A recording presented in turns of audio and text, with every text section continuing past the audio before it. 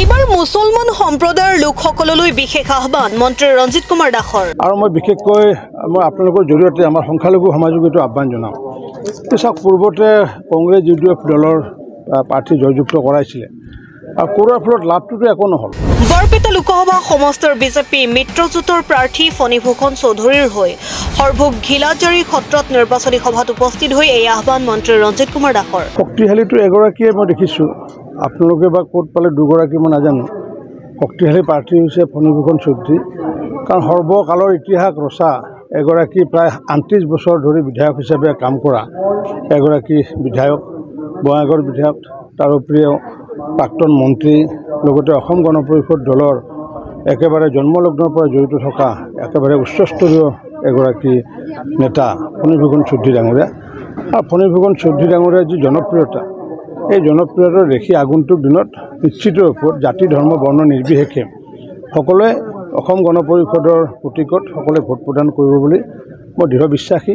Kalgachia junior ৰাইজৰ vote এইবাৰ বিজেপিক দি নিদৰ্শন দিব লাগে যে আমি প্ৰগতিৰ লগত আছো। অকল ৰাজনীতিটো ডাঙৰ কথা নহয়, মানুহলৈ আত্মিক সম্পৰ্ক ডাঙৰ কথা। গতিকে আমি যাতে কলগাছিয়া অঞ্চলৰ জনীয়া অঞ্চলৰ মানুহৰ যাতে ভোট পাওঁ, তাকে মই আশা ৰাখিছোঁ। আৰু এইটো এবাৰ নিদৰ্শন দিব লাগে, এটা লেচন দিব লাগে যে মানুহ আমি প্ৰগতিৰ লগত আছোঁ।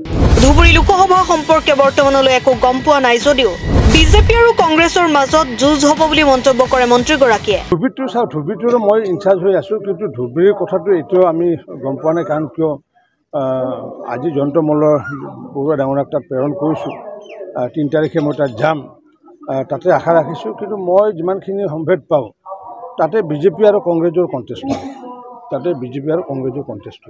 মনোৰঞ্জন তালুকদাৰে আগতে নিজৰ চাইকেলখন চাফা কৰক বুলিও মন্তব্য ফণীভূষণ চৌধুৰীৰ। তেওঁৰ চাইকেলখন আগতে চাফা কৰক, চাফা কৰাৰ পিছত বেলেগৰ চাইকেল চাফা কৰিবৰ কাৰণে তেওঁ আগবাঢ়ক। পূৰ্বতে কংগ্ৰেছ AIUDFৰ প্ৰাৰ্থী জয় কৰাইছে, লাভ একো নহ'ল।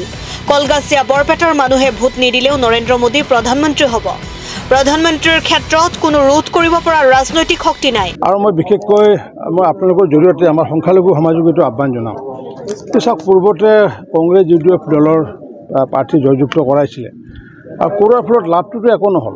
কাৰণ কিয়, যিহেতু মোদী ডাঙৰীয়া ইয়াৰে মানুহে, কলগাছিৰ মানুহে ইয়াৰে মানে ভোট নিদিলেও মোদী ডাঙৰীয়া প্ৰধানমন্ত্ৰী হ'বই। প্ৰধানমন্ত্ৰীৰ ক্ষেত্ৰত কোনো ৰোধ কৰিব পৰা ৰাজনৈতিক শক্তি নাই। বৰপেটাৰ মুছলমান সম্প্ৰদায়ৰ লোকসকললৈ বিশেষ আহ্বান মন্ত্ৰী ৰঞ্জিত কুমাৰ দাসৰ। বৰপেটা লোকসভাৰ অন্তৰ্গত সকলো ৰাইজে যি জাতি ধৰ্মৰ নহওক কিয় সকলোৱে ৰাজনৈতিক সুবিধাখিনি গ্ৰহণ কৰিব লাগে। আমি সুযোগ ল'ব লাগে বৰপেটা লোকসভা সমষ্টিৰ অন্তৰ্গত যি জাতি ধৰ্মৰ নহওক কিয়, যে আমি পলিটিকেলি কেনেকৈ সুবিধাটো ল'ব পাৰোঁ। আমাৰ চৰম দুৰ্ভাগ্য কি যে আমি এই অঞ্চলৰ মানুহে UDF কৰোঁ, কংগ্ৰেছ কৰোঁ, CPM কৰোঁ, বিজেপি কৰোঁ, AGP কৰোঁ, আৰু ৰিজাল্টটো শূন্য হয়। মানে আল্টিমেটলি আমি কেন্দ্ৰ চৰকাৰৰ পৰা যিটো আমি ল'ব লাগে সুযোগ সুবিধা ল'ব লাগে, সেই সুযোগ সুবিধাৰ পৰা আমি বঞ্চিত হৈ থাকোঁ। অকল ৰাজনীতিটো ডাঙৰ কথা নহয়, মানুহলৈ আত্মিক সম্পৰ্ক ডাঙৰ কথা।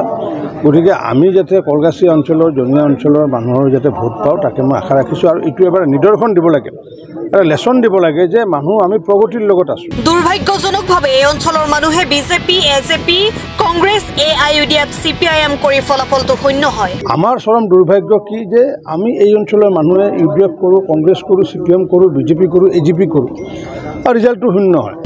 যাৰ বাবে কেন্দ্ৰীয় চৰকাৰৰ কিছু অনুদানৰ পৰা বঞ্চিত হ'বলগীয়া হয়। ৰিজাল্টটো শূন্য হয়, মানে আল্টিমেটলি আমি কেন্দ্ৰ চৰকাৰৰ পৰা যিটো আমি ল'ব লাগে সুযোগ সুবিধা ল'ব লাগে, সেই সুযোগ সুবিধাৰ পৰা আমি বঞ্চিত হৈ থাকোঁ। কলগাছিয়া জুনিয়ৰ ৰাইজৰ ভোট এইবাৰ বিজেপিক দি নিদৰ্শন দিব লাগে যে আমি প্ৰগতিৰ লগত আছো।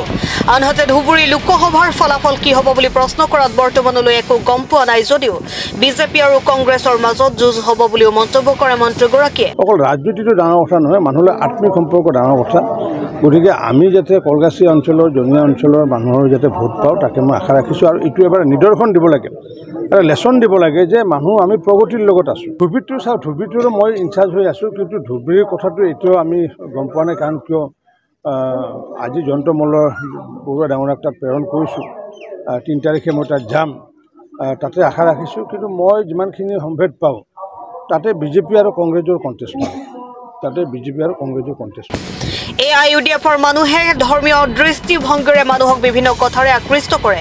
গতিকে সেই সংখ্যাৰ মানুহ তাতে বেছি আছে। যদি এতিয়াও মানুহখিনি শিক্ষিত হোৱা নাই তেন্তে বদৰুদ্দিন আজমল জিকিব আৰু যদি শিক্ষিত হৈছে তেনেহ'লে বিজেপি জিকিব বুলি মন্তব্য কৰে মন্ত্ৰী ৰঞ্জিত কুমাৰ দাসে। হ'ব পাৰে, মই কৈছোঁ কি হ'ব পাৰে। এতিয়া যিহেতু UDFৰ মানুহখিনি কি সাধাৰণতে মানে ধৰ্মীয় দৃষ্টিভংগীৰে মানুহক বিভিন্ন কথা কৈ পেলাই আকৃষ্ট কৰে, গতিকে সেই সংখ্যাৰ মানুহ বেছি আছে। সেই সংখ্যাৰ মানুহ যদি বেছি আছে বা এতিয়াও যদি শিক্ষিত হোৱা নাই তেতিয়াহ'লে বদৰুদ্দিন জিকিব, আৰু যদি শিক্ষিত হৈছে তেতিয়াহ'লে বিজেপি জিকিব। আনহাতে সুভাষৰ দোকান আৰু অগপৰ সভাপতি সম্পৰ্কে আলোচনা কৰা সন্দৰ্ভত মনোৰঞ্জন তালুকদাৰক সমালোচনা কৰি কয় যে মনোৰঞ্জন তালুকদাৰে আগতে নিজৰ চাইকেলখন চাফা কৰক, তাৰ পিছত বেলেগৰ কথা চিন্তা কৰক। না মই সুভাষৰ চাহ দোকানত মই বহিম, মই সাংসদ হ'লেও বহিম, সাংসদ নহ'লেও মই বহিম। এইটো তাৰমানে সুভাষৰ চাহ দোকানত বহিলে যে মই বস্তুটো মোৰ সাংসদৰ চৰিত্ৰ মই হেৰাই গৈছে এইটোতো নহয়। মই কোনোবা পাণ দোকানত বহিলোঁ, কোনোবা চাহ দোকানত মই চাহ খালোঁ, মই কোনোবা ই ৰিক্সাত উঠিলোঁ, তেতিয়া মোৰ তাৰমানে মোৰ হেৰিটো নহয় ন বস্তু। এইটো তাৰমানে মনোৰঞ্জন তালুকদাৰে ভাবে যে তেওঁ MLA হৈছে, গতিকে তেওঁলোকে তাৰমানে এই চাহ দোকানত, পাণ দোকানত, তামোলৰ দোকানত, ই ৰিক্সাত ঘূৰিলে তাৰমানে তেওঁৰ মান সন্মান যায় বুলি তেওঁ অনুভৱ কৰে। মই ফণীভূষণ চৌধুৰীয়ে তাৰমানে ৰাইজৰ প্ৰতিনিধি হিচাপে এইটো মই মান সন্মান যোৱা বুলি মই অনুভৱ নকৰোঁ, আৰু মই নিজে তাৰমানে মই এইটো গৌৰৱবোধ কৰোঁ যে মই ৰাইজৰ প্ৰতিনিধি হিচাপে ৰাইজৰ লগত থকাৰ যিটো ব্যৱস্থা, এই ব্যৱস্থাটো মই কৰি আছোঁ। তেখেতে আৰু কৈছে যে এইবাৰ অসম গণ পৰিষদৰ সভাপতি মুখ্যমন্ত্ৰী হিমন্ত বিশ্ব শৰ্মা ডাঙৰীয়াক কৈছে আৰু কাৰ্যকাৰী সভাপতি অতুল বৰা আৰু কেশৱ মহন্তক কৈছে। কিবা ক'ব নেকি? কি কৈছে? অসম গণ পৰিষদৰ বৰ্তমান সভাপতি মুখ্যমন্ত্ৰী হিমন্ত বিশ্ব শৰ্মা আৰু কাৰ্যকাৰী সভাপতি হিচাপে আছে তেওঁ। আগতে তেওঁৰ নিজৰ দলটো আগতে তেওঁ তাৰমানে মনোৰঞ্জন তালুকদাৰ ডাঙৰীয়াই তেওঁৰ চাইকেলখন আগতে চাফা কৰক, চাফা কৰাৰ পিছত বেলেগৰ চাইকেল চাফা কৰিবৰ কাৰণে তেওঁ আগবাঢ়ক। তেখেতে আৰু এটা কথা কৈছে, বহুত আগৰ মুখ্যমন্ত্ৰী হিমন্ত বিশ্ব শৰ্মা ডাঙৰীয়া এটা সময়ত কৈছিল যে অসম গণ পৰিষদৰ যিটো মুখ্য কাৰ্যালয় গুৱাহাটীত, সেই কাৰ্যালয়টো বিবাহ ভৱনলৈ ৰূপান্তৰিত হ'ব আৰু অনাগত দিনত সেই সময় সমাগত বুলি তেখেতে কৈছে। এতিয়া কথাটো হৈছে হেমন্ত বিশ্ব শৰ্মাই সেই কথাষাৰ কথা কৈছিল, মই মানিছোঁ, কিন্তু হেমন্ত বিশ্ব শৰ্মাই যেতিয়া কৈছিল তেতিয়া হেমন্ত বিশ্ব শৰ্মা কি আছিল? হেমন্ত বিশ্ব শৰ্মা তেতিয়া ভাৰতীয় জনতা পাৰ্টীত নাছিল। হেমন্ত বিশ্ব শৰ্মা তেতিয়া কংগ্ৰেছ দলৰ এজন কৰ্মী আছিল, কংগ্ৰেছ দলৰ এজন নেতা আছিল, কংগ্ৰেছ দলৰ এজন মন্ত্ৰী আছিল। আজি হেমন্ত বিশ্ব শৰ্মা কংগ্ৰেছ দলৰ এজন মন্ত্ৰীও নহয়, কংগ্ৰেছ দলৰ কৰ্মীও নহয়। হেমন্ত বিশ্ব শৰ্মা আজি ভাৰতীয় জনতা পাৰ্টীৰ মুখ্যমন্ত্ৰী, অসমৰ মুখ্যমন্ত্ৰী। গতিকে পৰিৱেশ চেঞ্জ হৈ গৈছে। এতিয়া বস্তুটো সেই আগৰ হেমন্ত বিশ্ব শৰ্মা, আজিৰ হেমন্ত বিশ্ব শৰ্মাৰ মাজত বহুত আশাৰ পাৰ্থক্য আছে। ইয়াৰ ৰাইজৰ যিটো উৎসাহ, ৰাইজৰ যিটো আমাৰ প্ৰতি মৰম, এইটো তাৰমানে অভূতপূৰ্ব। আৰু মই বহুবাৰ নিৰ্বাচন খেলিছোঁ, বঙাইগাঁও সমষ্টিত মই 8বাৰ নিৰ্বাচন খেলিছোঁ। বঙাইগাঁও সমষ্টিত 8বাৰ নিৰ্বাচন খেলোঁতে ৰাইজৰ যিটো উৎসাহ, আজিৰ বৰপেটা লোকসভা সমষ্টিত প্ৰাৰ্থী হিচাপে যিটো উৎসাহ মই ৰাইজৰ পাইছোঁ, তাৰ মাজত কোনো পাৰ্থক্য দেখা পোৱা নাই। আৰু মই এই কথাটো অনুভৱ কৰিছোঁ যে এইবাৰ আমি বৰপেটা লোকসভা সমষ্টিত অভিলেখ ভংগ কৰি ৰাইজে আমাক সমৰ্থন আগবঢ়াব। এইটো আজিৰ দিনটোত মোৰ তাৰমানে অনুভৱ উপলব্ধি। 8বাৰ যিহেতু আপুনি বিধায়ক হৈছে, জিকিছে, হাৰি যোৱাৰটো হোৱাত আপুনি এতিয়ালৈকে পোৱা নাই? না, হাৰি যোৱা সোৱাদ মই তেনেকৈ পোৱা নাই।